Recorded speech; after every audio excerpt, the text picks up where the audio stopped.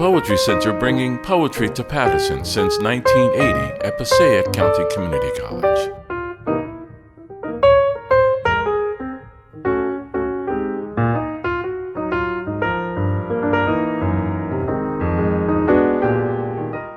Thank you, everybody, for coming. This means a lot. We get such a good turnout on such a terrible day. Let me first congratulate Edwin on winning the 2022 Boston Irish Poetry Award, and all the finalists. It was amazing work, and we're really proud as the foundation to be featuring your work and honoring you here today. I wanted to talk first a little bit about the Poetry Foundation, sort of how it came about. When my mother was by the way, I'm Laura's son, I think John mentioned that. So when my mother was in hospice for about 3 months, we spent a lot of time together. And I have to recognize my wife, Kathy, who's here, and my daughter, Marley, who spent virtually every day. Marley was 16 at the time and made it a point to see my mother virtually every day. And, we're there throughout till the bitter end. And they really helped sort of come up with this idea that we were trying to figure out how to honor my mother's legacy. And I have to say that before she was in hospice, I knew that she was a very good poet. I'd read her poems. I knew she was published, and she talked about her poetry, but I had no idea of her connections to the poetry world or her contributions. And it was only when I was there and I was monitoring her Facebook page and responding to her texts and her emails that I realized what an enormous contribution she had made to so many poets and so many people, particularly in the North Jersey community. And we were talking about how we could sort of preserve her legacy, and we came up with the idea of this foundation. And at first she was like, oh, no, that's too much trouble. But over time she began saying, oh, that does sound pretty good. And I'd really like to, that sounds good, yeah, having an award with my name. Yeah, she definitely came around to liking it. She was definitely, in one respect, a very modest person, but in another respect, she very much enjoyed sort of being in the limelight and loved the idea of her name being carried forward. And I should mention, my mother was, I'm sure if any of you have read her poetry, she was very irreverent, very honest, and the way Kathy, my wife, met my mother was back in 2000 at the January 1st poetry reading at CBGB's, which was quite a event in and of itself. But my mother read the poem, Of Course I Was a Virgin. And if any of you have read that poem, it's on the explicit side, and but it was incredibly well received, with people screaming out, "What's the name of your book?" And that was Kathy's initial exposure to my mother, and it gave her a good sense of what the family was like. We'd always talked about, I always said, well, my family was stranger than hers, and she said, no, mine's stranger than yours, but then she conceded after that day. I was the winner. So we decided to start this foundation, and it was really great in theory, but when it comes time to actually doing it, it was a little bit more challenging.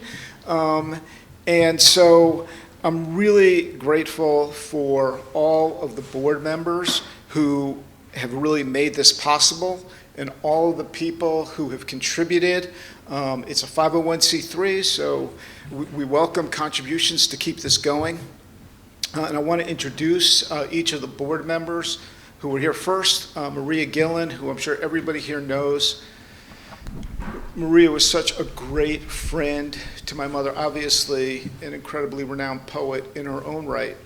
But the thing about Maria over the years was whenever my mother would talk about doing anything, it was always with Maria. And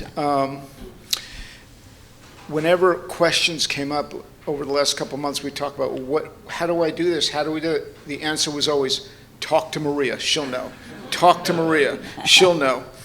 And I know that she often, that she and Maria ran the retreat at this convent, which she always talked about, was a very important part of her life. And I always thought it was just so incredibly ironic that somebody so irreverent and sacrilegious was doing this retreat at a convent.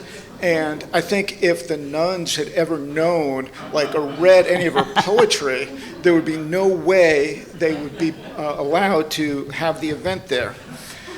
Also, Michelle Lerner. Michelle is here somewhere. Oh, here she is. Michelle has an incredibly long connection with my mother. Other than Maria and myself, has known her longer than anybody. Met her, if I remember correctly, when she was about 16, and my mother came to teach or read poetry at the school where Michelle was attending. And somehow they kind of clicked. And Michelle obviously had an interest in poetry, and my mother loved Michelle, and they became very close. My mother, I think, served a little bit as a mentor. Michelle was an intern for my mother, working on lips. And my mother would talk about, I only met Michelle recently. I think today's the first time I met her in person. But for years and years, my mother would talk about this wonderful poet who she'd taken under her wings and was doing all these great things, went to Harvard Law School, and was just this amazing person.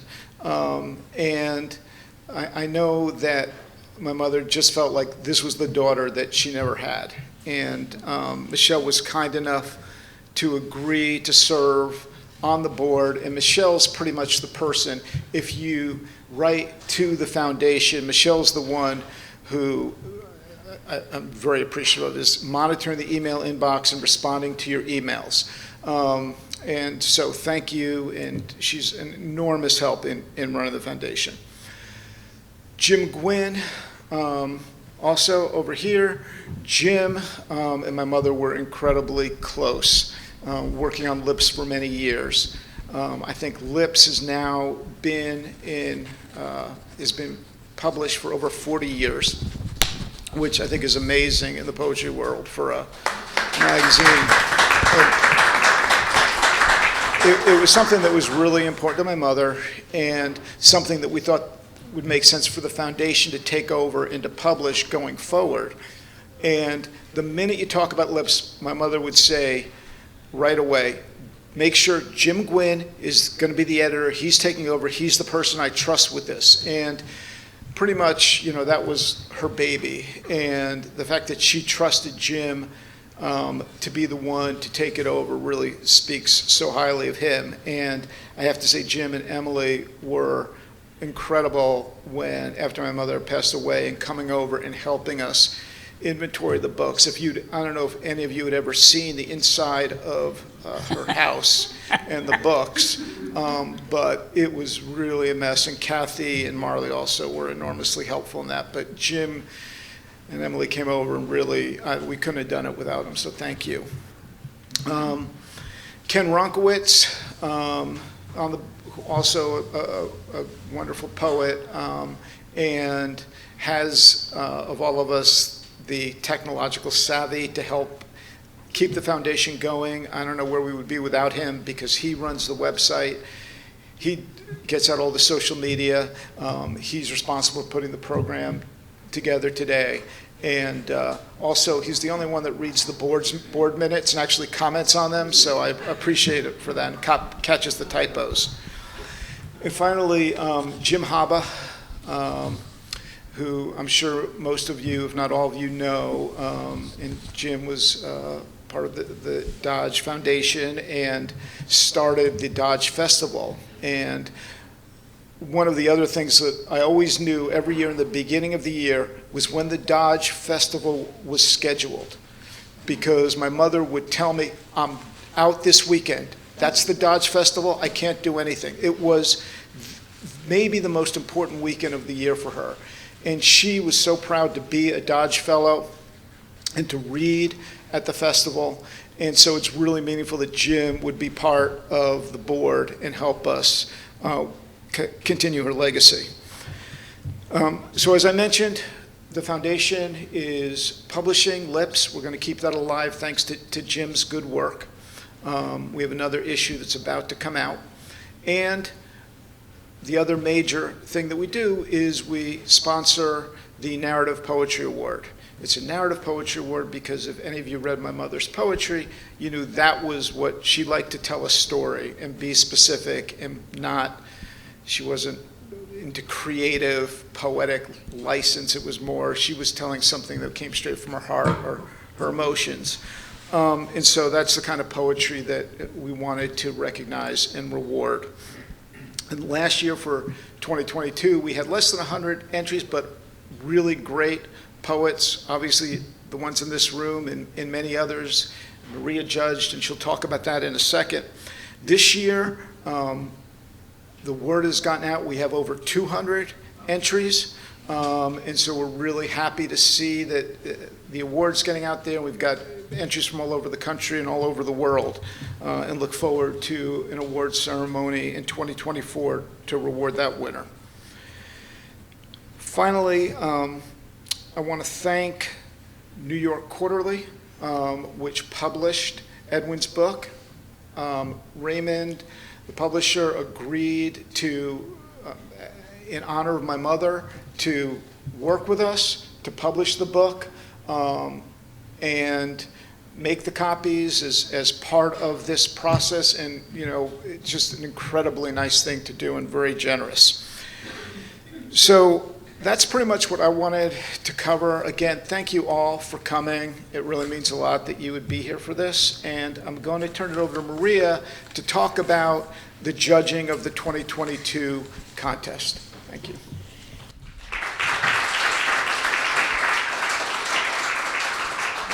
I hope this microphone is on. Is it? Okay. Before I talk about the contest, I just want to say a few things about Laura and how important she was to so many people. You can see it. Please pick up a copy of the memorial booklet, which really has people writing about her and what she meant to them. And so many people from so many places wrote wonderful things about her. She was always so generous and giving to other writers. In the workshops that we taught together for, I think, 36 years, she'd always find something wonderful in every person's poem. Even if most of the poem wasn't so good, she'd find one wonderful thing and she'd point it out. It was a great quality, and she was an amazing teacher, an amazing poet, an amazing reader of her own poems. She never laughed, and they were often very funny, but she would do it deadpan. That was such a wonderful thing to be able to do, because she was able to put the poems across, and she didn't giggle the way most of us do when we write about something that's embarrassing. She just read it straight, and it made it doubly powerful. She could make you cry and laugh in the same poem, in reading the same poem. I think her generosity of spirit to other writers was very important. I think the fact that she used her own money, even when, and at the end of her life, she was running out of money, she used her own money to subsidize the magazine. And I'm so glad that Barry and other people have contributed to try to keep Lips going. I think that's a wonderful tribute to her, and I love the fact that the award is going to continue from now on. I know Laura wanted to be remembered, and she was one of her big fears is that nobody would remember her, and nobody would remember her poems. And I think anybody who ever heard her read would have to remember her and remember her poems. If you go on her website, www.lauraboss.com. There's a long biography of all the things she did, all the countries, most of which we visited together to read our poetry. And I have to say, I'm going to Italy to do a workshop on the 9th, and I really miss Laura. I wish she were going with me, and maybe she is in spirit. Anyway, this contest was a revelation to me, the number of really wonderful poems that are written. And what I found is that I had a lot of trouble picking a winner, because among the finalists and about 10 other people, I kept juggling and saying, okay, I don't know, what should I do? And then finally I settled on Ed Ramon's book, Man at the Railing, and which is available out there for sale. And I hope you'll support him and support the press who made it possible to publish the book.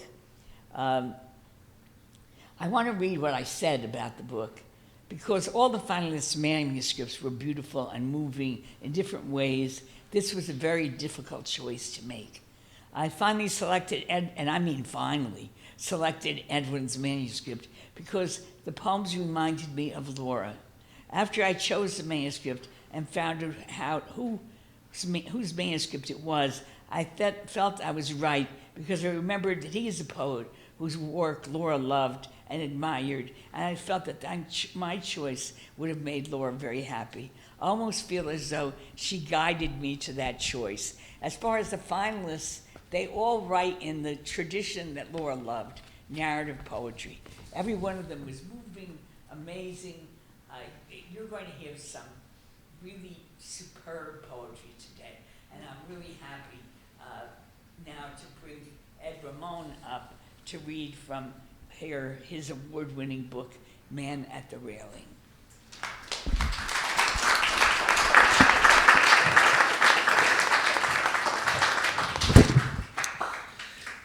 Thank you, Maria.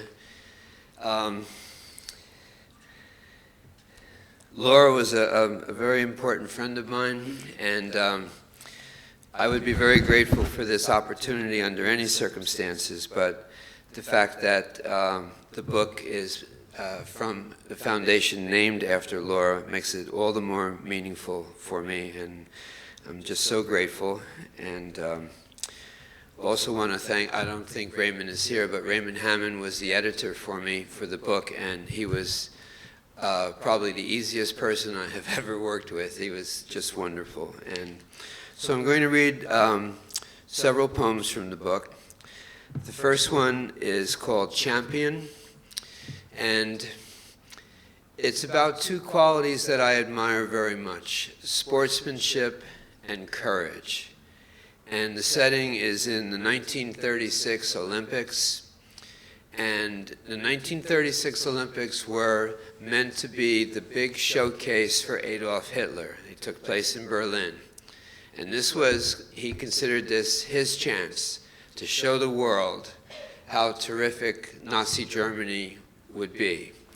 And something happened at the Olympics. When I saw it on ESPN, I remember thinking, I want to write about this. And it involved two track stars. One was Jesse Owens, the American, and the other one was the German track star, Lutz Long. So this is a poem called Champion and dedicated to Lutz Long. I've seen in black and white how you were pure gold, losing the long jump to Jesse Owens, an American man whom Hitler called a non-human from the jungle.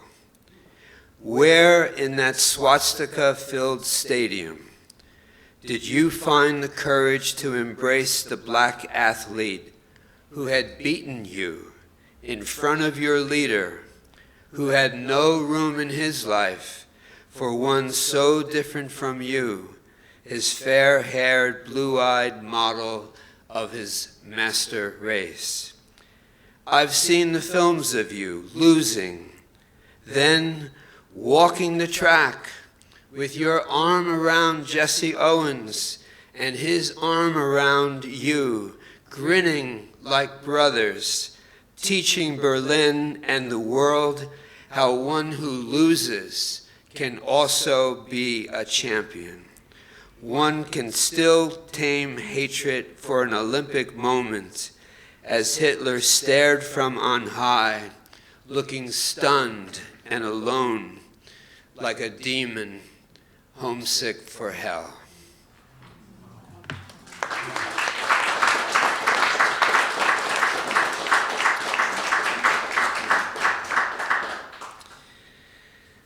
I was very grateful that I was able to be part of the Geraldine Dodge Foundation Poets for quite a few years, and one of our responsibilities was working at the wonderful Dodge Poetry Festivals.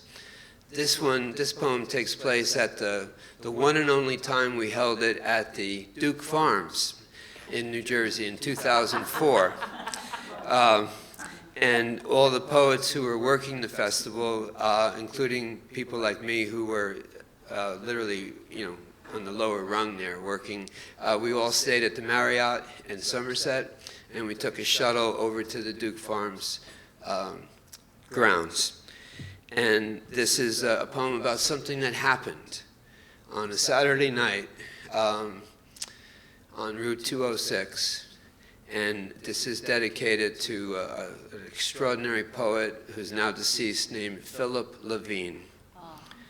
And so this is called Kindness.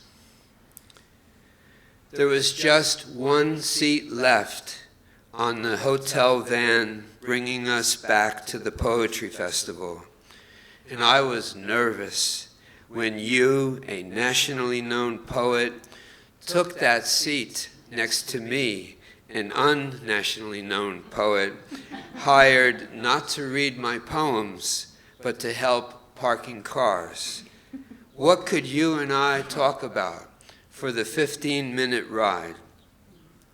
But you grinned when you sat down, asked my name, and when I said I was a high school teacher, you joked, "So Ed, what's it like teaching teenagers these days?"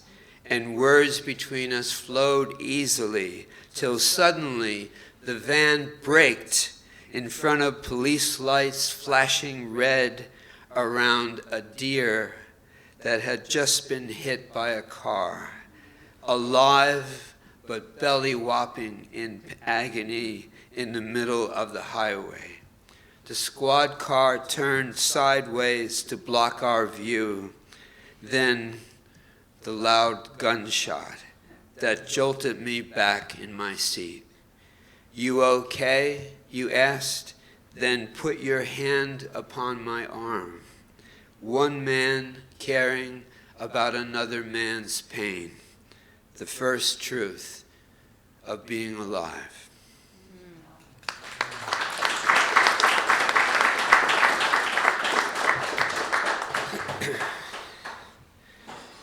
I became a father for the first and only time at age 48. And when my son started kindergarten, I was 53, and they thought I was early for Grandparents' Day. This is a poem about when Liam was very little, maybe a year and a half. And we've all had those days where you think, nothing's going on today. And this is about one of those days and then how it changed. So this is called One Good Thing. It's been a dead parade of hours since 5 a.m., a march of the bland with the meaningless, and I can think of nothing I have done to merit mentioning or remembering. But now, at 8 p.m., I am bathing my son in a tub filled with bubbles and blue battleships. The soapy water over his Irish white skin makes him glisten like a glazed donut. And I should tell him, stop splashing, but this is the first time all day I have felt like living. So how can I scold my boy who's found joy in something ordinary as water? And when I wash his hair with Buzz Lightyear shampoo, Liam closes his eyes and smiles like a puppy being petted as I massage the sweet lotion into his red curls. And I know this is one good thing I've done with my life this day, that has waited for this moment of water on my sleeve and soap on my nose to turn emptiness into ecstasy.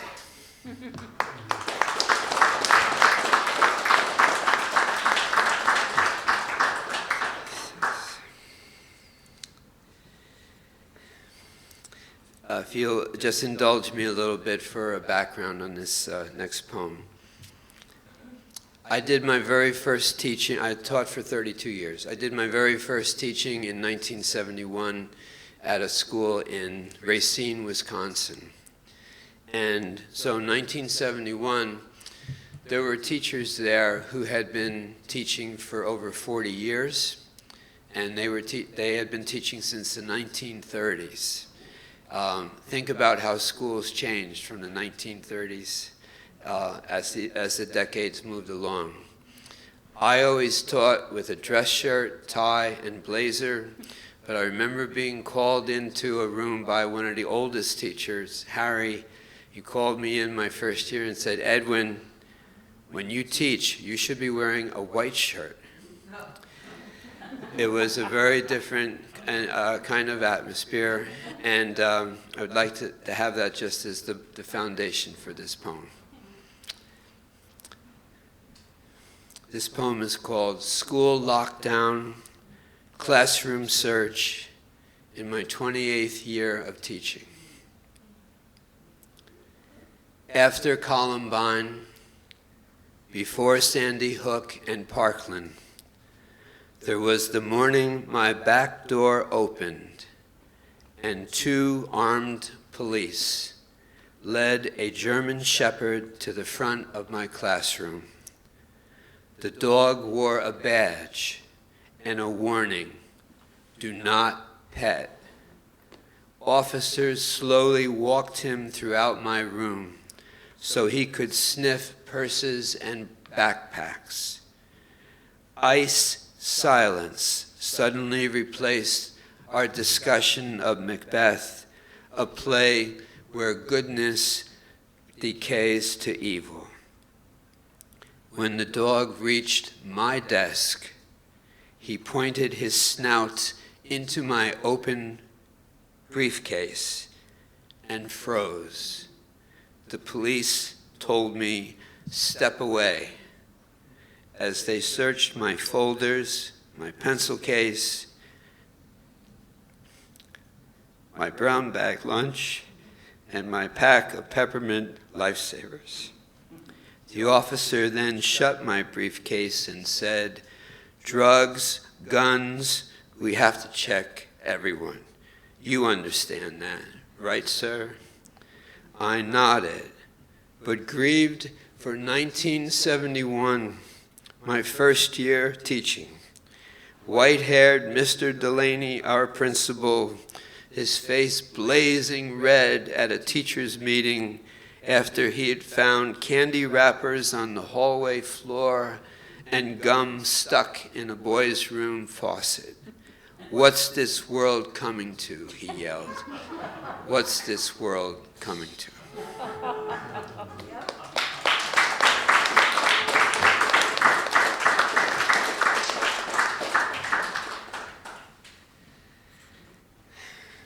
Okay, 2 more. My wife and I live in Pennsylvania, in a town called Wind Gap. And when I learned about what I'm going to read to you about, I thought I really would like to write about this because I was just so taken with it. Something that happens at the town graveyard. And so I'll just leave it at that and read the poem. And this is called "In a Pennsylvania Graveyard." When night covers this graveyard like a shroud, and the moon is autumn silver, You sometimes see deer sleeping up against gravestones, their long, delicate, yet muscular bodies lying like lovers with the eternally resting. Such strange, beautiful peace to see them pressed against chiseled names of the deceased. Some might have been hunters who spent Novembers tracking the very animals who now snuggle like family pets next to the engraved years of their lives. Maybe deer lie close and absolve these men for arrows and bullets aimed at their breed on fall forest mornings. Maybe bucks, does, and fawns understand, as we all should understand, the need to forgive and let go before sunrise calls us to continue our rapidly fleeting lives.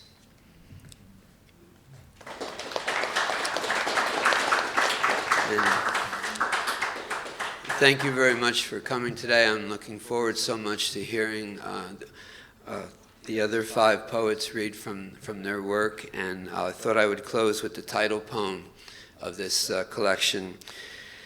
And it's after a photograph by Jane Tuckerman. Jane Tuckerman is a professional photographer, and I first saw this photograph on the cover of Tendril magazine, literary magazine. And this poem is called Man at the Railing. I want to meet this man at the boardwalk railing, who looks out at the ocean rising like a roller coaster on its way home again and again to the shore. Maybe he could teach me about love in this world, why joy and loss join hands across our lifetime. Maybe he's found answers in the repetitious waves.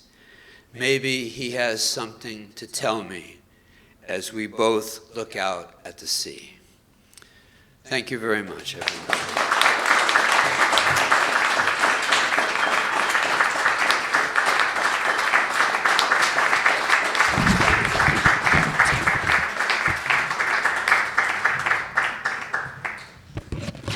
Thank you, Ed. Very wonderful.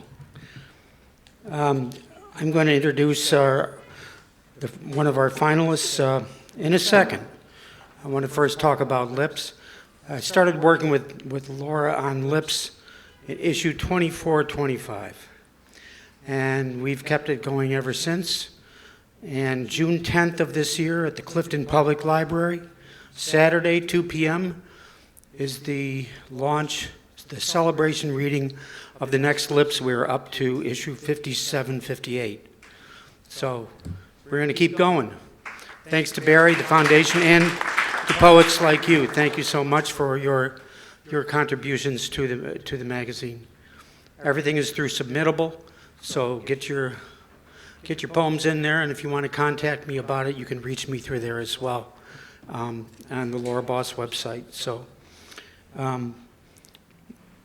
introducing Svea Barrett. Svea is a retired teacher. Her poems have appeared in the Paterson Literary Review, Lips, the Edison Literary Review, Griffle, the Rat's Ass Review, the New Jersey English Journal, and others. Her chapbook, Why I Collect Moose, won the 2005 Poets Corner Press Chapbook Contest, and her book, I Tell Random People About You, won the 2010 Spire Press Poetry Award. She tied for first place in the 2013 Allen Ginsberg Poetry Contest, and her finalist manuscript is Before There Was So Much Sky. Please welcome Svea Barrett.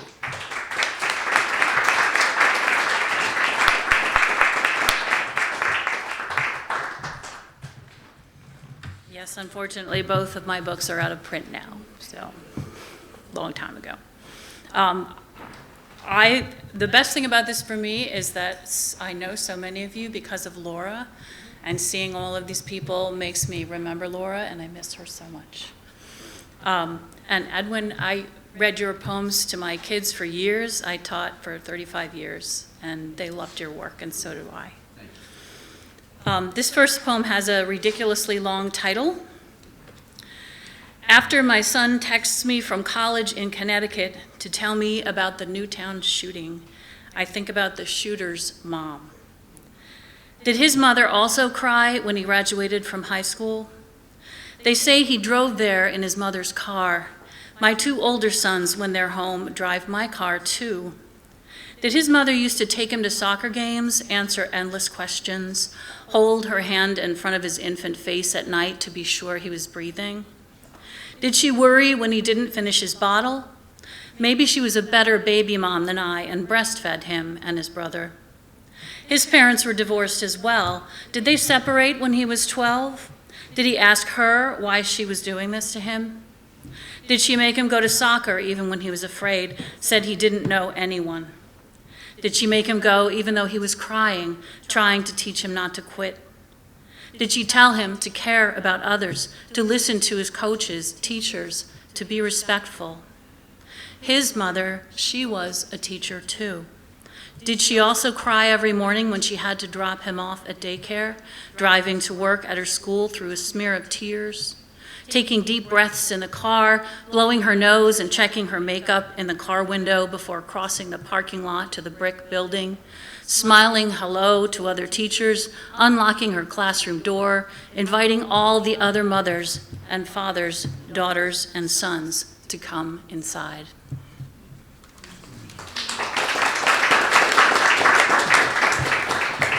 This next one is focused on my mother, who died of cancer in 2016, which was a bad year in more than one way. Her house. Semi-sheer clouds whisper across pale blue sky outside the windows, clouds like the curtains in my mother's house, like all of her curtains in every room. She loved her privacy, but couldn't bear dark, cave-like spaces, so she dressed her windows in replicas of old lace, the off-white ghosts of her own mother, her sister, or baby powder white cotton for the ghost of her grandson, my first baby boy. Her curtains flicker across my arms like smoke when I visit my dad in summer and make up my bed, the one where she used to sleep. Her curtains reach for me, at first in vain, from across the room, white flags flying in icy air flung from the ancient AC unit she hated that she needed. I move to stand in the cold breeze, and her curtains fall and melt around me like snow, like the cold milk and white sugar she put on her cereal, white like mashed potatoes before the butter, perfect boiled eggs before they're bitten. Like leftover pie crust edges before she sugared, cinnamoned, baked them. Curtains white like the chalk dust on her clothes in her teaching days, like our beagle's chin, chickadee's chests, her mother's favorite bird. White like cloth diapers she bleached when we were babies, like the formula in the bottles she said it was okay for me to use for my living twin boy when everything else was too hard. Everywhere in her house still, her curtains smooth and creamy, like the domes of her pearl earrings, pour down the window frames, pool on the sills like the cool moon's light on all the clean, dry bones. Thank you.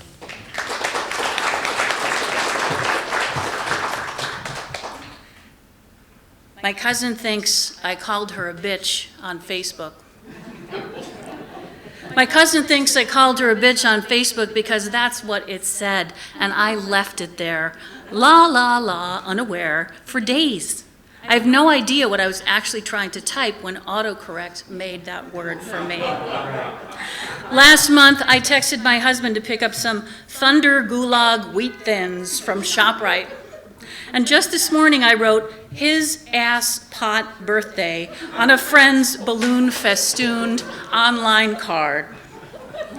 Once a man I dated sent me a sexy email and I accidentally deleted it. When I asked if he could resend, it was over. I never heard from him again, which was probably just as well. My husband misheard most of the songs he thought he loved as a kid, like Hit Me With Your Pet Shark by Pat Benatar. And he now says he prefers the way he thought they were. My ex finally and elaborately said he loved me during our first terrible fight on a road trip to North Carolina. What I heard? Okay, I'll say this to you now, if you'll just shut up.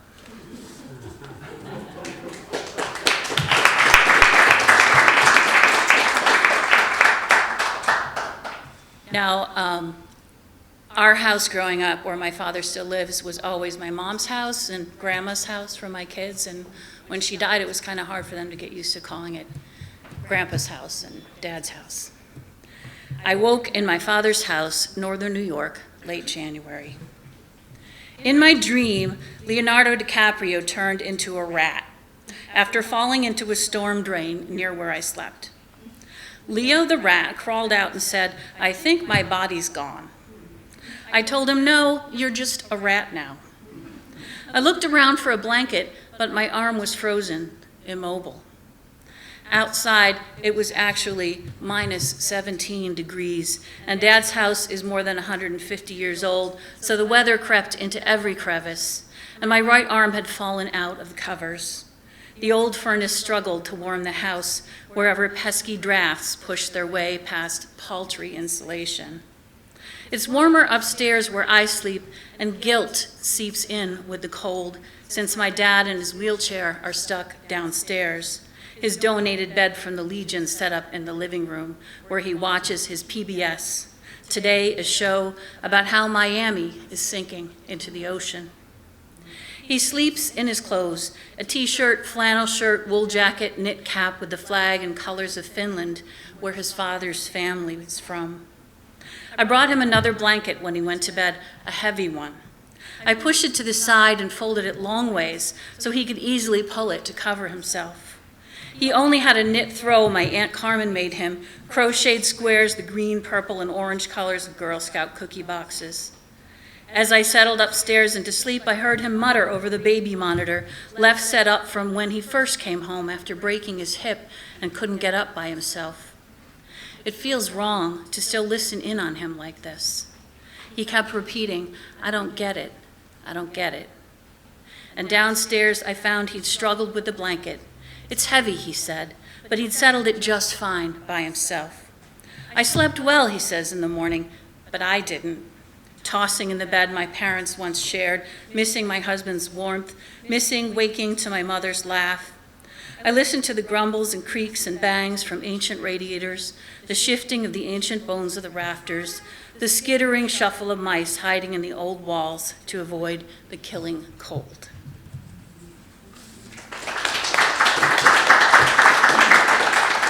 This is my last one. It's called "What Was It Like?" What was it like before it snowed and the fallen chestnut seed pods were still snow-covered mini marshmallows on the dark, melted, hot cocoa parking lot? Before I kicked the shine from the icicles on my car? Before gray hair and extra weight? Before taking off and putting on sweaters every hour? Before my heart asked for decaf, please? Before I could sleep until 9 and read until 10 or 11, when after dozing again, ingrained guilt finally wakes me, makes me clean, do laundry and last night's dishes before I can eat. Before an apartment instead of a house, before I worried about things like, where would we go in a tornado because no basement? Before I got used to the highway and train tracks and school bus depot sounds around our building, before they all grew up and moved away and the world was small, before the onion-striped warm cat stretched out on my lap and I had to pee but didn't want to insult him, before my knee and hip told me not to sit cross-legged anymore, before a constellation of lacy ice the color of cucumber slices kaleidoscoped across and covered the potted plant stains on our balcony, before we lived somewhere no one had lived before. I hardly remember what it was like before this life, before there was so much sky. Thank you.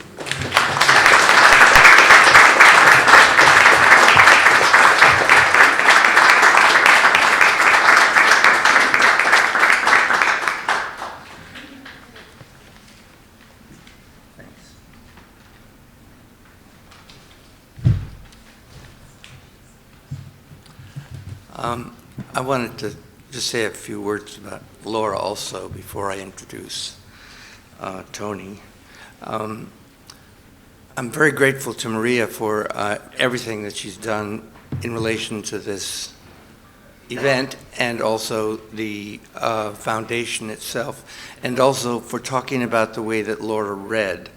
I think that exactly cuts to the point. Reading for her was the occasion of being Laura, I think. And I think about her writing, which if any of you ever got a communication from her, a handwritten communication, she had tiny little writing that seemed to get tinier as she went along. And it also was never straight. It kind of went up the side of the page, very like a mouse writing, something like that. And it's so different from the way she was when she read, when she was there. And then I wanted to say a couple of words about Lips. Lips is an unusual name for a magazine. It's completely unpretentious, it's physical, it's also suggestive, but physically suggestive, and it's the physicality of it that I think describes Laura. She was deeply, deeply committed to the physical, to the body, and not ashamed of the body, which is a relief, and it's what poetry needs. Her book, Flashlight, just the title of the book, says a lot about her. She was trying to wake us up, and I think that's what she did successfully. And that's a pleasure. Thank you. It's a pleasure to introduce Tony Glegler, who, as a lifelong resident of New York City, has managed a group home for developmentally disabled men for over 40 years in Brooklyn. I don't know exactly well what that work entails, but I'm happy somebody is doing it, and I thank him for doing that. His chapbook, One by One, was the winner of the 1998 Pearl Poetry Prize. His first book, One Wish Left, was published by Pavement Saw Press when was this? I don't know when it was. 2007, I guess. No, that's when it went into a second printing. Tony, can you tell me? I think 2007. 2007? 2000. 2000. Yeah, you didn't say here. It was then reissued in 2007. And then he began to be published by New York Quarterly. Until the Last Light Leaves was published and in 2016 and was a finalist for the Milt Kessler Book Award. And New York Quarterly Books also published his book from 2020, What Kind of Man?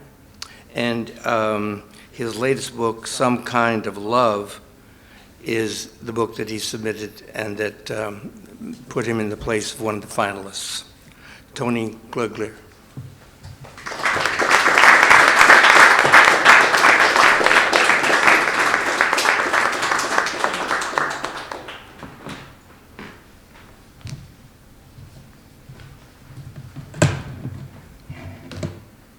How you doing?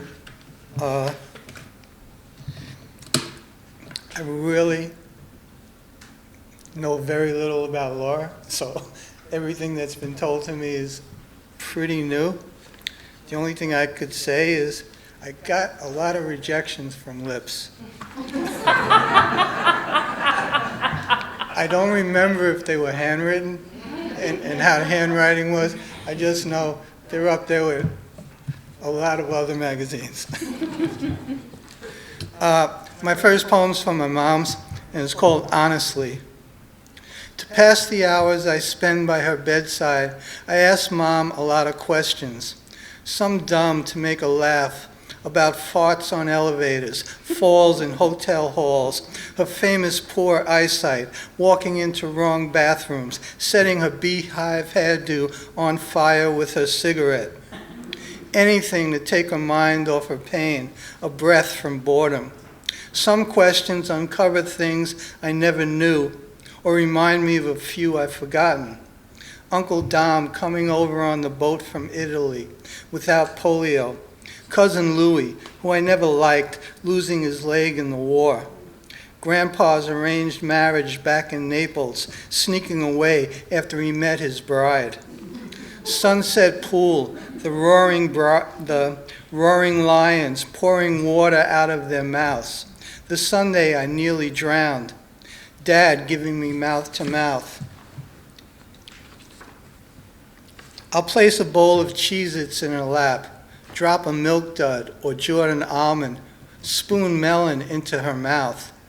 Sometimes I'll ask who's her funniest, prettiest friend, her smartest kid, press her for the truth, ask what she remembered about my girlfriends. Julia, the most beautiful. Helen's bright blue eyes, the perfect mother for Jessie. But Erica was the one for me. Right on all three. I'll ask what she likes most about each of her kids. When she gets to me, she says honesty. In between, my sister comes down. We switch mom's position, clean her ass after she craps, sponge bathe her, apply creams and baby powder. As she screams and cries, we're killing her. She's cold, cover her, hurry, help her, over and over. And I say, I'm sorry, we're doing all we can. Finally, calm again, we'll talk about dinner. Baked ziti, cheese macaroni, a stromboli, all recent favorites. As the sun goes down, she grows irrational, more fearful, asks me to stay. I say I've been here all day, explain I'll be back Saturday, and she'll tell me she never knew I could be so mean, that nobody cares about her, nobody does anything for her, nobody has any compassion. I only come out of obligation, that I'm so happy to be going home. I lean over, kiss her, tell her I'll be back before she knows, get some sleep, and leave.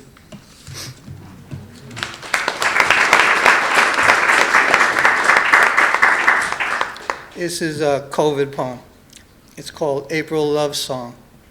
When the one woman I wish never got away calls during the pandemic and we talk for over 2 hours, it's easy for us to believe we're young and that it is me and her against this world again.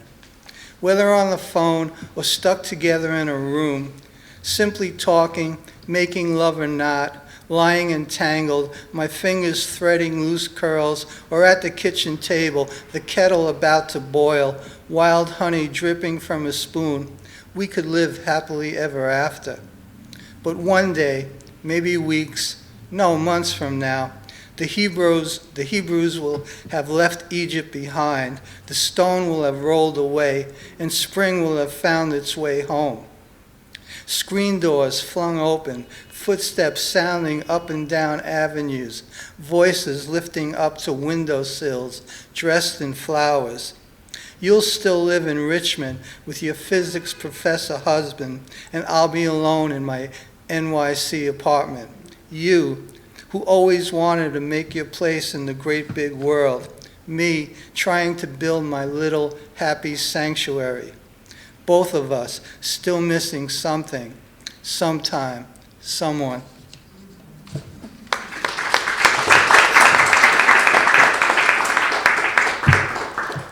This is called Spectrum.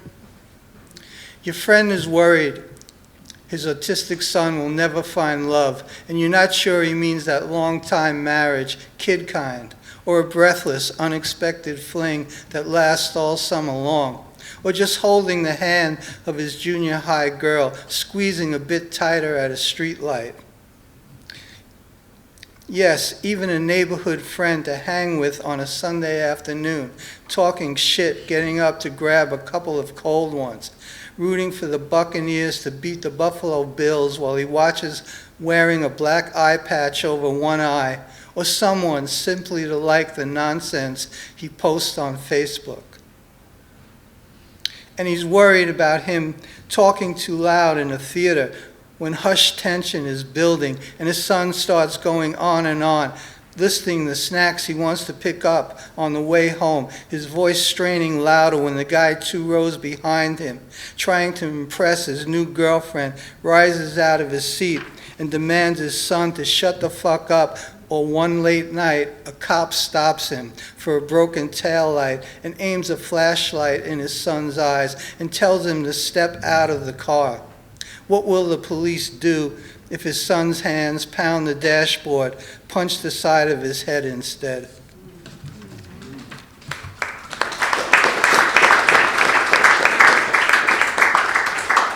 And this will be the last one, and it's from my father. 25 years. Sometime during Sunday's phone call, my mom says tomorrow makes 25 years since Daddy died, right? Her math, perfect this one time. He was 64, like my grandfather, she says. I remember his heart stopped working. My brother John swears it was the hospital's fault, a medication mix-up. I never knew if I should believe him. I remember sitting by his bed, hoping the nurse with the endless legs, or the one I sat next to in 6th grade, Ann Zanka, was on shifts so we could talk about kids I hadn't seen since I stopped playing softball and how fucked up they all turned out to be. I think I thought my father was dying, since I always try to prepare for the worst, rehearse how to act. I kept trying to get him to eat or drink so he wouldn't die while I was there. I finished his food most nights. The roast turkey tasted best, but threw out anything trying to be Italian. He hardly talked, and I didn't know what to say. One night, the nurse hooked him up to a different machine, and it was my job to make sure he kept still. I pulled a chair closer, shut the TV off. When he heard Ann leave, he opened his eyes, tensed his arms, and his eyeballs darted across their sockets as if he was telling me he wanted to run to the window, jump. I popped forward, grabbed his hand. His lips made this half smile, saying something like, sorry, but he had to try.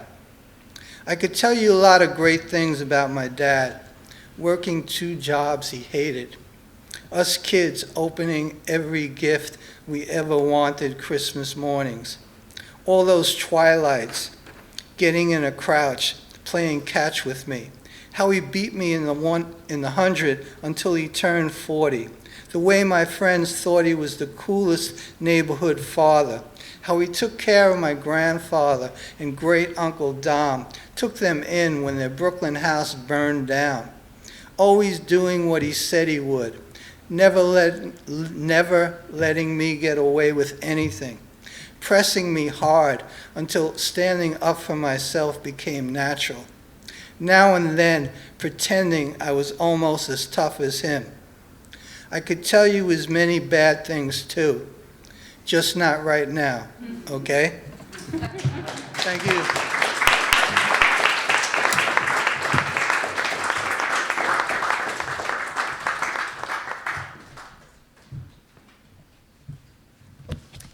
Hi, I'm Michelle Lerner, and I have the honor of introducing Lisa Cole-Nicolau.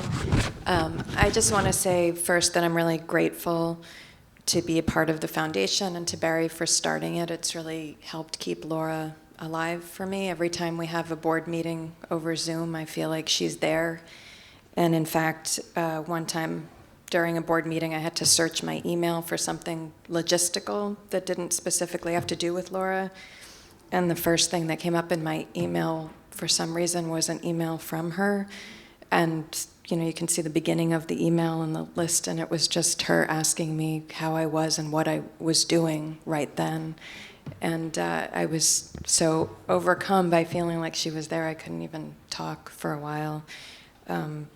And Barry said that she used to say I was the daughter she never had, and I felt like she was a second mother, except the kind that I could talk to and who actually read my writing. But after I actually got to know Barry after Laura's death and realized what it was like for him as her actual child to sit and listen to her actual poetry, I realized that our relationship was maybe something different than her being like a mother to me. So Lisa Cole-Nicolau, a graduate of Yale University, is a lifelong educator and writer. For many years, she was the creative writing teacher at the Elizabeth Morrow School in Englewood, New Jersey, and pioneered the school's participation in the Scholastic Art and Writing Awards, which resulted in over 80 regional and national awards. She was a recipient of a Scholastic Art and Writing Teaching Award and was named to the Educator Advisory Panel. Her poetry and prose have been published in Oprah Magazine, Lips, Paterson Literary Review, and other journals. Something Whole from Something Broken is her manuscript that was selected as a finalist.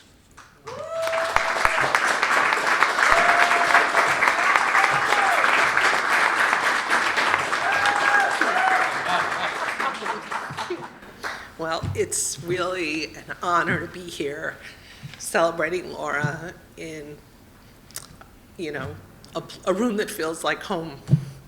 I have my family here, my friends. My mother, who remembers I went to speech class because I was afraid to talk in front of people, something most people don't know about me, so there you go. But I will get it together. See, I learned you have to breathe in and breathe out, and then you're okay. That was 6 years of speech lessons. See, we're all full of secrets, and I feel a great sense of connection to my friends, my family, the foundation, my poetry teachers, of course, Maria, and as I told Edwin, he was actually my second poetry teacher. I took a workshop with him at Dodge. I took my first workshop with Laura. And Me too. yes, and I'm only here really because my daughter won a writing award, and that's where I learned about Spring and Fountain. So, and that's what really brought me to this other door, because we all need, life is full of miracles and connections, and our paths are never really straight, or at least mine wasn't, so it's wonderful to be here. See, my speech teacher would be proud of me. I got it together. I need to raise the microphone. She used to give me a soda, though. That's how she got me to go to speech class. So that's, maybe my mother doesn't know that story. So like Tony, I will say my first poem was published by Lips, and but Laura was really tough. And there were many years when Laura didn't accept my poems, and her reasons were really wonderful. I mean, she was incredibly kind, but she had incredibly high standards. And the last time I submitted to Lips, she said, "I like these poems, Lisa, but I really like that poem you read." And she said exactly what it was, and she said, "I'd really like to have that poem." And she listed all the reasons why. So when I was trying to decide which poems to read today, I really picked ones that Laura chose. This is also a pandemic poem, Offerings 2020.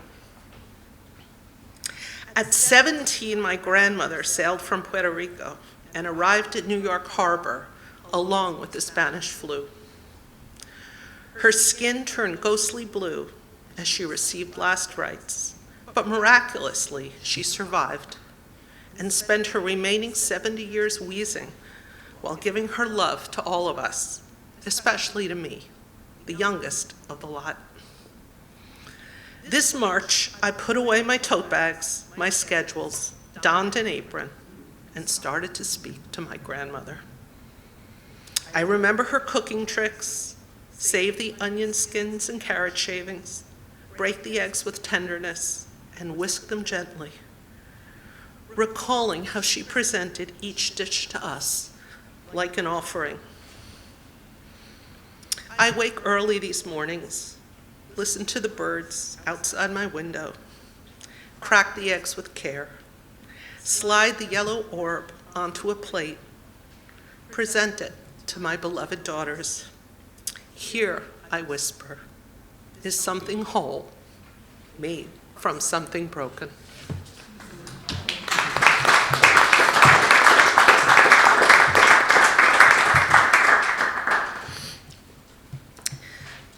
I think this, I joined Maria's writing group, and two women in the group asked me to be in a group with them, and I thought, I can't be in a group with them. I'm not a real poet.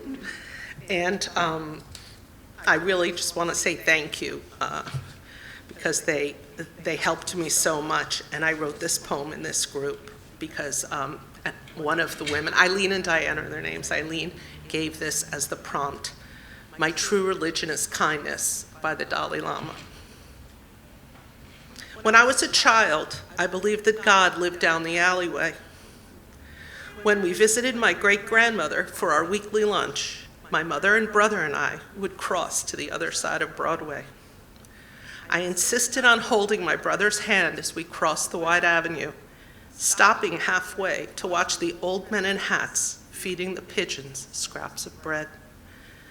As we approached my great-grandmother's building, I let go of his tight grip so that I could race ahead and stare at the light emanating from the narrow shaft.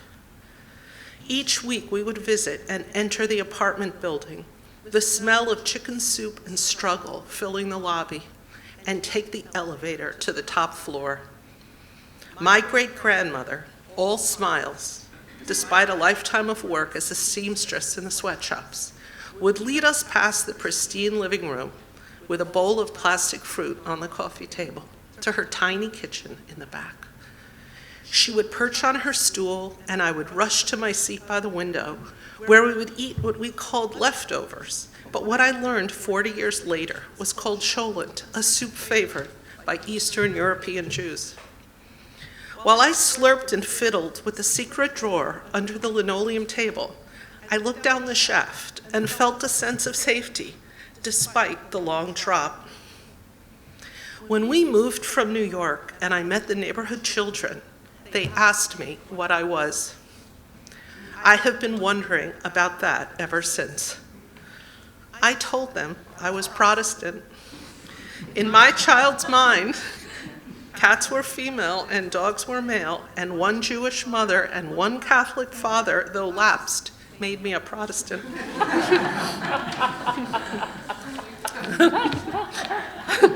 I never met a real Protestant until I went to college in a rarefied Ivy world. By then, my memories of alleyways were faint. I learned what it was like to not feel safe, and I could have used a little of my great-grandmother's spirit and soup to cope with the coldness of that world. On those Sundays when my husband insists, I go with him to church, a world of chanting and incense. I look at the faces of the saints, their mournful expressions, and I try to care. But it's only at the coffee hour, when I see the smiles of the old ladies who serve the coffee, that my heart fills with long-lost hope. And for a moment, I am not in the church, but back at the alleyway, a little girl who loved her brother and who knew where God lived.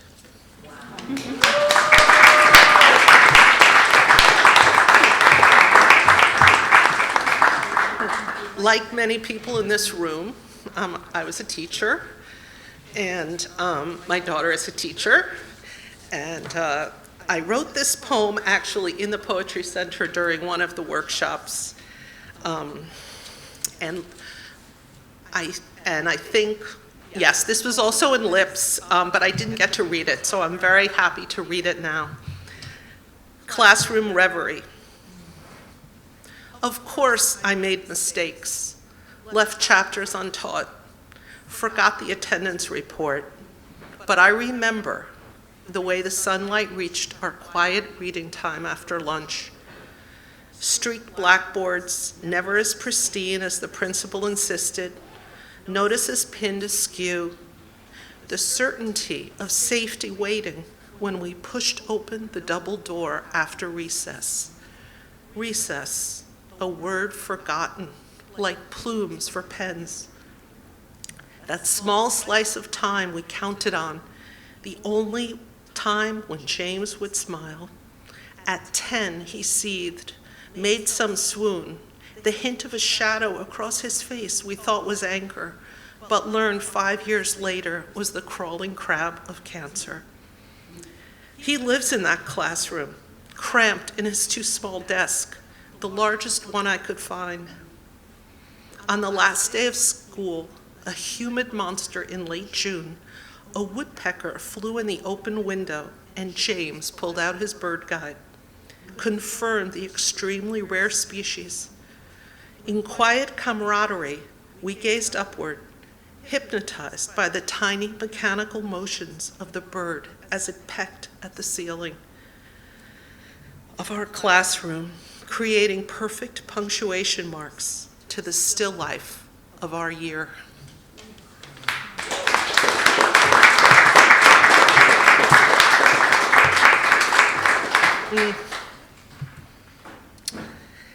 Well, I have a lot of family here, so they'll recognize some of this. So, we are allowed to change certain things. So, in full disclosure, Carmen was my grandmother's sister, but I like the sound of cousin Carmen. So I made Carmen a sister. So I just want to say to my family, don't tell me I'm wrong. I'm the youngest of the cousins, and sensitive, so we're allowed to do that. We're allowed to tell the truth, but tell it slant, and we know who said that. So this is, and my daughters are here too, so sorry kids. This is Letter to My Future Granddaughter, Part 1, 1918. At 17, I sailed to New York, leaving my beloved home of Lares, a village in the Green Mountains of Puerto Rico, my 2 sisters, and my cousin Carmen, who 2 summers before disturbed a nest of wasps, though I told her again and again to leave it alone. But Carmen was defiant and difficult, and I was the only one who could tame her. On the ship, I worried and wondered what would be waiting for me in New York, how cousin Carmen could survive without me. I felt the pain again from the welts on my skin, remembered how the wasps formed a wavy wall as they enveloped us, how I covered Carmen's body with mine to save her sweet skin. A priest came, and in my fevered dreams, I remember the last rites I received, my cousin crying, my mother spooning broth from a doll's spoon into my open mouth. With fear in me extinguished, I offered to sail to the city, an English dictionary in my bag, a promise of a job with a friend's family, caring for 3 children, the hope to earn enough money to keep the family farm and return to the green hills of Lares. I sailed into the harbor in the fall of 1918, arriving with the Spanish flu. Part 2, 2020. Given the fact that the world is melting and an invisible virus is killing by the thousands, and my daughters, in their childbearing years, are back at home, living in their childhood bedrooms, you may never be a part of this world. But if by some miracle you are born, here are some things to remember. Your great-great-grandmother survived the Spanish flu. A priest came to give her last rites twice, the first when she received hundreds of wasp bites.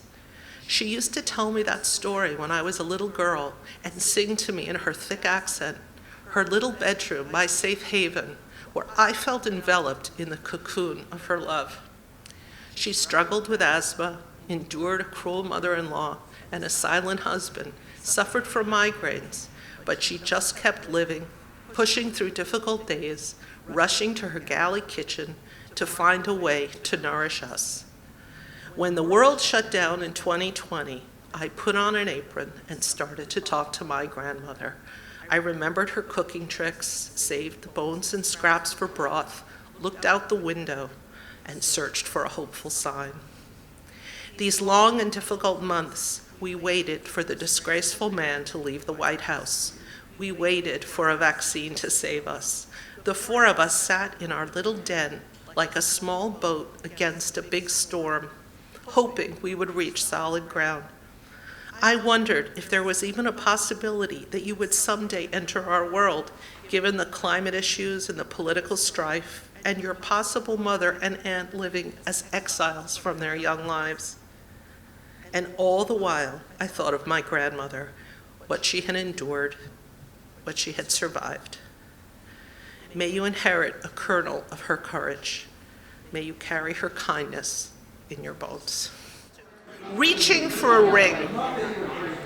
When I think of first grade, I remember grasping a shower ring, shiny metal repurposed to hold, reading words on colored cardboard. Miss Tanis, my magical teacher, managed to call each of us to her desk every day to sound out and read a new word. We never knew when the moment would come, sometimes right after the pledge, sometimes during craft time, the smell of plasticine and glue permeating the air. Whenever it happened, I was ready, eager to rush to Miss Tanis's desk to sound out my word. I loved to watch as she delicately affixed a star on my name card and attached my new word to the ring. Soon, it was thick with words, and the stars covered both sides of my card, creating a personal galaxy. In that cramped classroom, with small windows that allowed only a slant of light, I felt a sense of sacredness that I recognized years later at holy and ancient sites. 10 years ago, I sat in a basement room at the Hackensack Library after wavering and then joining my first poetry workshop. The room was small and dim, and yet, when Laura Boss started to speak, I felt the feeling of safety and hope that I knew from first grade. When I was least expecting it and most needing it, Laura handed me an invisible ring. Her comments, like the star stickers that Miss Tanis so carefully placed around my name. I'm going to introduce Jennifer Poteet, another one of our finalists. She's the author of the chapbook Sleepwalking Home from Dancing Girl Press, available outside. Her manuscript, What Comes Back, was selected by the judges as a finalist. Jennifer's work has appeared in journals and anthologies, including Adirondack Review, Two River Review, the Cortland Review, lots of reviews, the Journal of New Jersey Poets, Paterson Literary Review, of course, Pedestal Magazine, Mom Egg Review, and she is a Pushcart Prize nominee. She's also an active gardener, eBayer, animal lover, and enthusiastic collector of mid-century modern objects. Jennifer Poteet.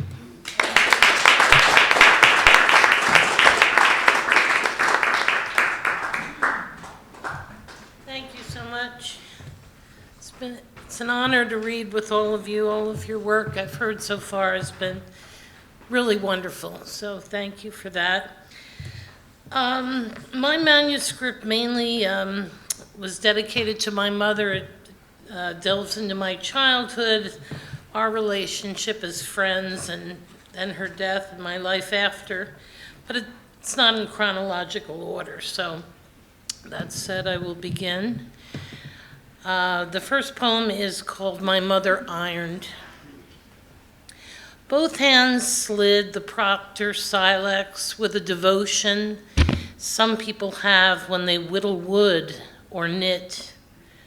The perfume of heavy starch, a hiss of steam on wet linen, shirts swung on satin hangers in a neat row beneath the padded board, even bed sheets flattened, obedient to her press. Tablecloths were her specialty, and my mother could iron all day, especially if WQXR played Baroque. Now that she's gone, I walk, wrinkled, out into the world.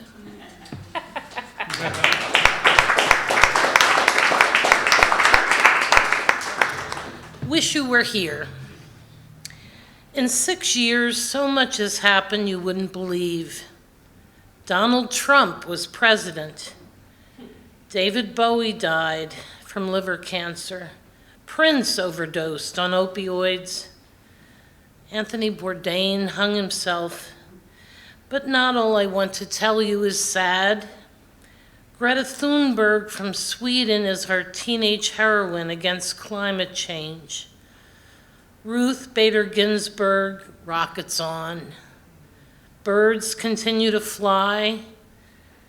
Frogs still sing their muddy songs this late October afternoon. The sky turns orange, then purple before growing dark. My front yard is festooned with acorn dust, apples, a gap-toothed pumpkin, wood smoke from a neighbor's fireplace sweeps through the kitchen, then disappears upstairs like a ghost.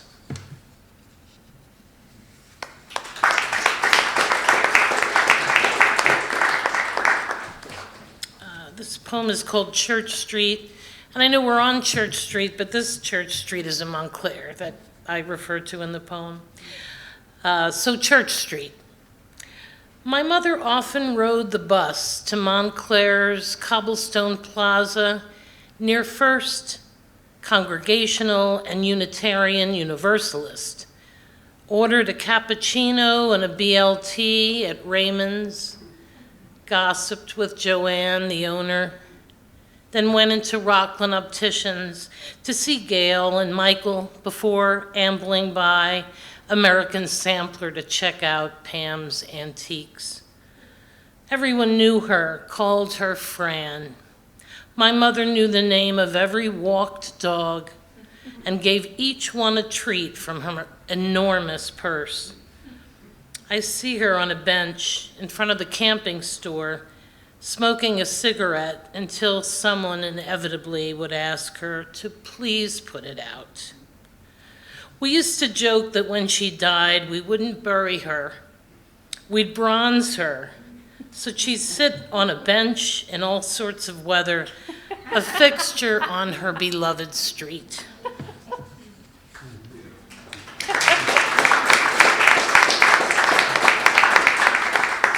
Just two more. Mother comes back as a bee. When I heard my name as a buzz in my ear, I knew she had come back as a bee. One I hoped without its stinger. My mother floated among my garden tomatoes, then rested inside an eggplant blossom. Why a bee? I asked. I didn't get to choose, she said. Can you make honey? I'm not that kind of bee. Why not come inside, Mom, where there's air conditioning to talk? I just wanted to take a look at you, she replied, circling me twice before she flew away.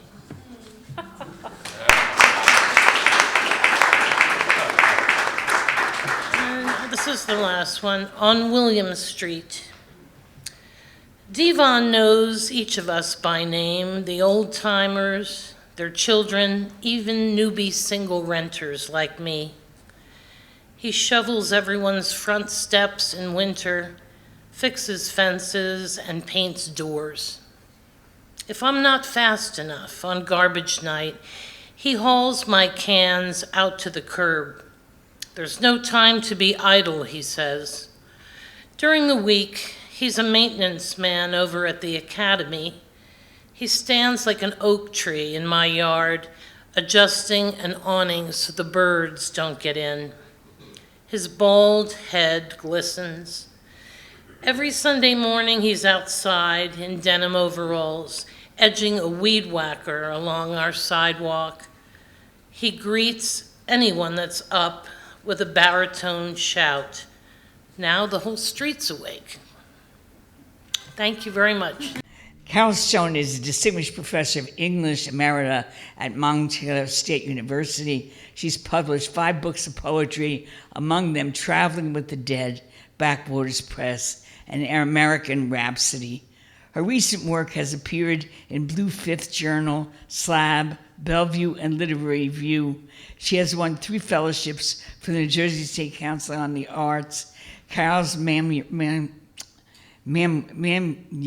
sorry, I'm losing my mind. Manuscript selected by the judges was called No Happy Ruins. Her book, limited editions, will be published by Cavan Carey Press this year. I've known Carol a long time. Wonderful poet. Let's welcome her.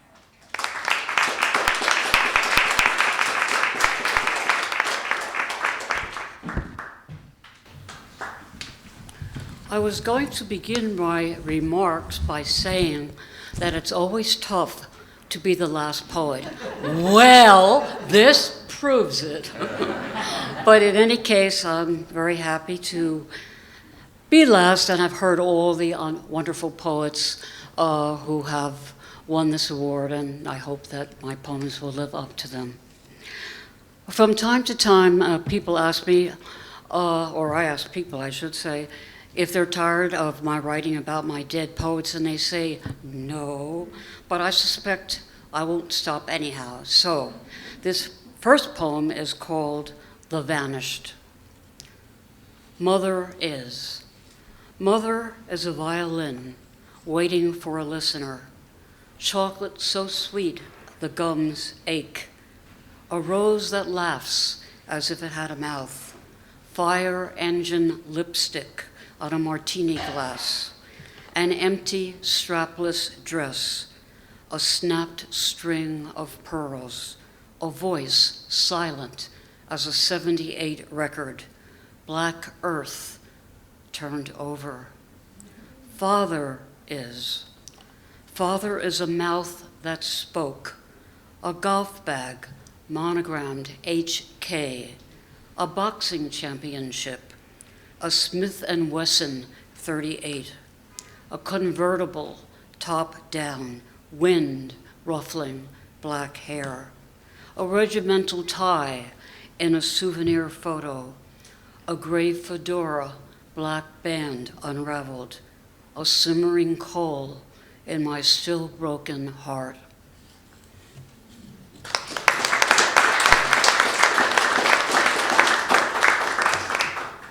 Silent film. My parents starred in the dark, empty movie house of their lives. Aunt Elsie and Uncle Sid took me in, the extra no one wanted. I, the projectionist, changed the reel. His yellow convertible goes into reverse on the Pulaski Skyway, doesn't crash into a telephone pole. Penicillin discovered my mother doesn't die of rheumatic fever. The player piano grinds out My Man while my parents do the Charleston, hold their arms up high, kick their feet, laugh, and toss popcorn at each other. They live long enough to act in the talkies. I linger off screen, waiting for them, to tell them, to ask them, where have you been all these years?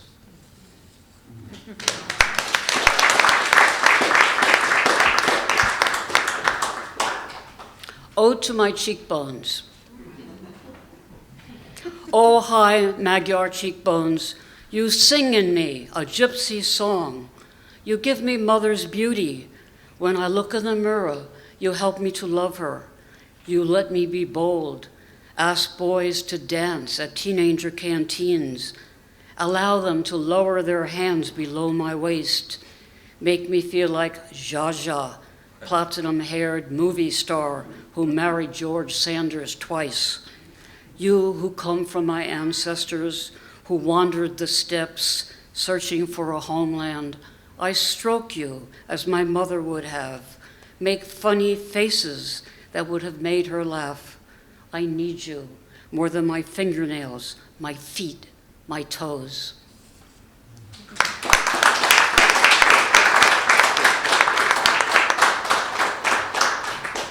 Car trip. I never had family in Florida, never made the annual visit to grandparents. But one year, Uncle Fred took me with him on a car trip. a butcher who carried slabs of meat on hooks from the freezer 12 hours a day to carve into beefsteaks and chops. He thought he could find a job that wasn't bloody. Near Miami, we stopped at an Esso station and saw Seminole Indians who lived under the palms and sold bracelets and feathers to tourists. Their bodies were brown, their faces hollowed out. The old women smoked pipes. Uncle Fred told me, "Stay in the car." Even in the heat, the old shivered. I wanted to hear their ancient voices, to talk to the man with a hawk face who could tell me about the earth, the swamps, the crocodiles, how to crack a coconut open and draw out its sweet milk. It was December. The children coughed. How did they live in the summer under the golden boughs of the sun? Uncle Fred hung the pump on its hook, screwed on the gas tank cap. "Let's hit the road," he said. As we drove along Route 1, I looked out the back window and imagined those little ones at night. They held on tight to mothers, the stars sprinkled down.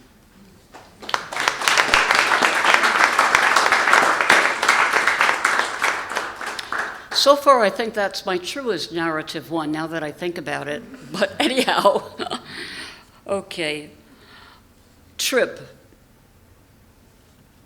I will be going on a long trip to where I will meet my ancestors. I don't know their names or where they are buried. Dead within me, they spoke a different language. Born into exile, died in a faraway country that never accepted them, the way humans live in walled cities, in countries that change their people every century or so. Why should I care? Brought up American, land of the free, home of the brave. Who remembers the 1922 St. Louis massacre of African Americans, the McCarran Act that shut down European immigration, the Chinese Exclusion Act? Millions of dead, and yet another war carried their suitcases across the border, the way the Jews did before they boarded trains to the camps. On my piano, a photo of granddaughter Maggie playing Schubert's Earl Koenig. Her sister Emma reports women's news. I tell myself, look around you, Carol. See how the forsythia grow up yellow. Birth, birth, it can't be stopped. Even the rain smells of life.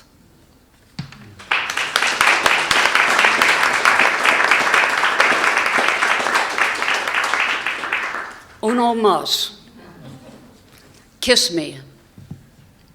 I live all day humming each one's music, carry their records around.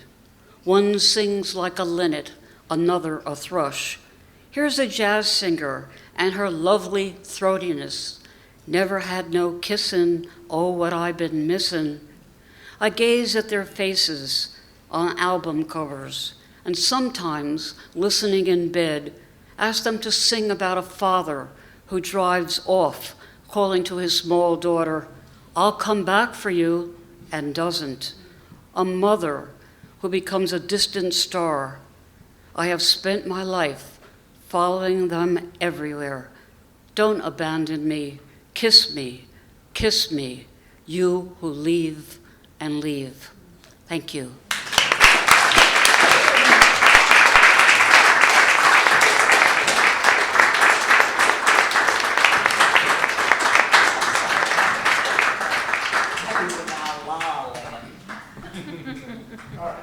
I apologize for my premature conclusion, but thank you, and I apologize. Thank you, everybody, for coming. We really appreciate the support. We would love if you continue to support the foundation. We survive on voluntary contributions. And thanks to the wonderful readers. Edwin, congratulations again. Congratulations to everybody. It was really enjoyable getting to hear the poems. And I did feel as Ken said, like my mother was sort of swirling around in the room. So thank you, Maria. Thank you, New York Quarterly. Please buy some books, enjoy the rest of the food. Thanks.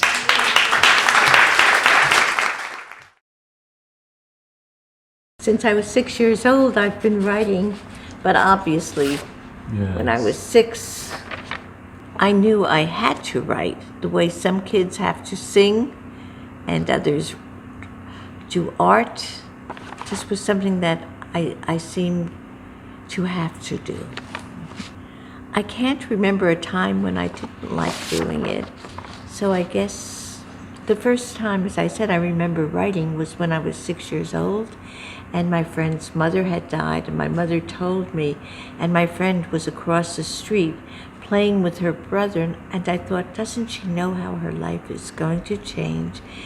And I just picked up a twig and started to write something in the red dirt of Perth Amboy in my front yard. Family promises. When I was 16, my mother made me promise not to tell my father he was dying of pancreatic cancer. She made me promise not to tell my 13-year-old brother. She asked me to care for my father while she was teaching, since I was home by 12:30 from my double session high school, while she didn't get home from public school 11 until after 4. My father had a naturally sweet disposition, and I learned how pain could change even the sunniest of natures. I learned to lie that fall. I lied to my father, who wanted to believe he'd recover from painful pancreatitis. I lied to my brother. I learned to lie by omission. I smiled and lied to my best friend, my teachers, my friends on the school paper when they asked me if I were all right. I even lied to my mother and told her I was not depressed, as she managed to teach and do lesson plans and spend nights with my father as the tiny black and white TV droned on, mostly Yankee games that he couldn't focus on, as we all waited for the nurse who lived next door to arrive with a morphine shot prescribed by her husband, a resident at Memorial Hospital in Manhattan. After my father died, my mother spiraled into depression, though she continued to teach. My brother turned atheist. I learned to keep smiling and lying, and for years saying I was fine no matter what random disaster plummeted toward me and those I loved. I was actually born in New York, but my mother was from Brooklyn and didn't trust New Jersey doctors, so I was born in Brooklyn, but I always lived in New Jersey. Oh, I guess I must have been home after a week in the hospital, but I spent summers at my grandmother's in Brooklyn. And I had a companion that lived in New York City, and I was with him for 23 years, so I obviously spent sometimes 4 nights a week in the city, sometimes summer vacations in the city. I think for me, poems are based on some strong feeling that one has, and that's a catalyst for writing, and those feelings can be love, or loss. As Emily Dickinson said, most poems, and I'm paraphrasing, are about love or loss. And love, it could be love of one's romantic love, or love of one's freedom, or love of a family member, or it could be in loss, of course, death, but it could be loss, again, of one's freedom, of one's beliefs, of one's youth. So you can take it all the way to the end of the street, so to speak. I think, like Yeats, he wrote romantic poems when he was young, and he wrote political poems, and then at the end, he was writing about mortality. And I think I'm writing a lot about what it is like to be older in our community. This is a title poem from my latest book, The Best Lover, that was published by New York Quarterly, and it's called The Best Lover. I tell every man I'm with that he is the best lover I've ever had. He always believes me. I feel if he asks me, then that's the only answer he wants to hear. And sometimes, And somehow, at that moment after lovemaking, I almost believe it myself. Maybe it's not so different from when someone asks you, which of your books do you think is your best? And you almost always answer, it's my most recent. Well, I think that as most poets, I'm very alert to whatever is going on around me, so I'm cognizant of some of the unfairness. I think a lot of my poems are about unfairness. Unfairness in love, unfairness in our community, unfairness politically. So when you just look at the headlines, some of the things about immigrants or just unfairness in your own town, or you see how even someone has been betrayed in love, I get a lot of my ideas, or how so many of my friends in my generation are spending their time not at poetry readings but at doctor's offices. I find that I get my inspiration from things like that and from conversations. Do you have another poem you can share with us? I have one poem I really would like to share. So when my long-term companion of 23 years died, after 2 years of grieving, I went on the internet and I decided I would try and meet someone else, because I'm a great believer that one needs love in one's life. And this is called What I Don't Believe. What I don't believe is that at my age, on J-Date, that men that send me an email will be good looking. The most you can say is, I can see they were once good looking. That most of the photos are from 10 years ago, and when you finally meet a man for coffee or brunch, or possibly if they have a more generous bent for dinner, they will not look like their photos, but more wrinkled, more bald, grayer. Most of the men 5'6" will be more like 5'3" and only contact women 5'2" and under. Most of the women will lie about their weight. 140 states 124. How old is your photo? My new date asks. I don't want to tell him it's 25 years old. The middle one is more recent, I say. I don't say it's a decade old and was flattering even then. During dinner, a man will leave for the men's room often, at least twice.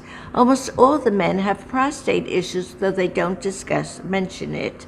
My date asks me, do you get a mammogram every year? He has his own fears about a woman's health.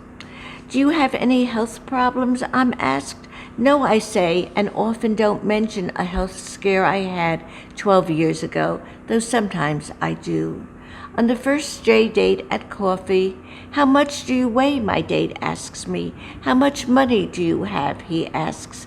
How long has it been since you've had sex? Why did you get divorced? He continues. Who left whom? How much do you weigh? I can tell immediately when it won't be.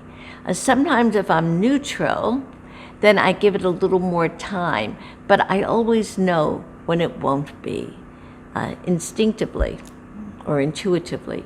Mm-hmm. And I did meet my new husband on J-Date. So I give hope to all my female and male single friends that it's never too late to find love.